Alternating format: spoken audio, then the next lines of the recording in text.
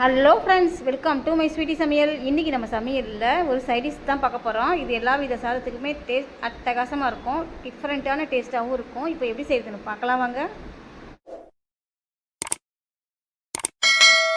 ஒரு கடாய் அடுப்பில் வச்சு 350 கிராம் சேனக்கிழங்கு தோல்லாம் நீக்கி கழுவி குட்டி குட்டியாக கட் பண்ணி வச்சுக்கிறேன். இதை கடாயில் சேர்த்துடலாம்.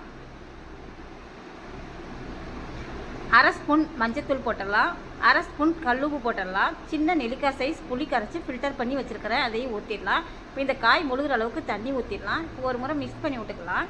இப்போ தட்டு போட்டு மூடி வச்சிடலாம். இடையில திறந்து கிண்டி விட்டுக்கலாம். சேனக்கிழங்கு நல்லா வெந்துச்சு. அதை ஒரு கிணத்துக்கு மாற்றி எடுத்து வச்சுக்கலாம். ஒரு மிக்ஸி ஜார் எடுத்துக்கலாம். ஒரு மினிமம் சைஸ் வெங்காயம் ஒன்று பாதியமாக கட் பண்ணி வச்சுக்கிறேன், மிக்ஸி ஜாரில் சேர்த்துடலாம். மினிமம் சைஸ் தக்காளி, நல்லா பழுத்த தக்காளி ஒன்று பாதியமாக கட் பண்ணி வச்சுக்கிறேன், அதே மிக்ஸி ஜாரில் சேர்த்து தண்ணி இல்லாமல் நைஸாக அரைச்சி வந்து பார்க்கலாம். நைஸாக அரைச்சி இதை ஒரு கிணத்துக்கு மாற்றிக்கலாம். ஒரு ஃபேன் அடுப்பில் வச்சு 1/2 லிட்டர் எண்ணெய் ஊற்றிக்கிறேன். எண்ணெய் நல்லா சூடாகட்டும், வெயிட் பண்ணலாம்.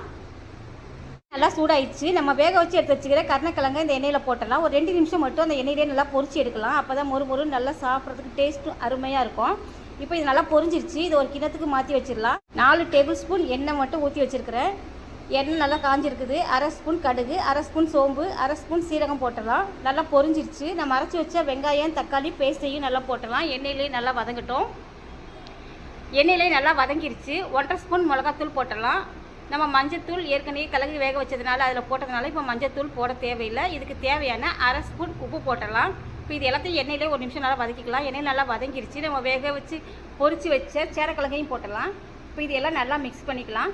கிழங்கு வறுவல் ரெடி ஆயிடுச்சு. மிளகாத்தூள் வாசனைலாம் போய் இப்போ கடைசியாக 2 டேபிள் ஸ்பூன் வறுத்த வேர்க்கடலை குறக்குறப்பாக அரைச்சி போட்டுடலாம்.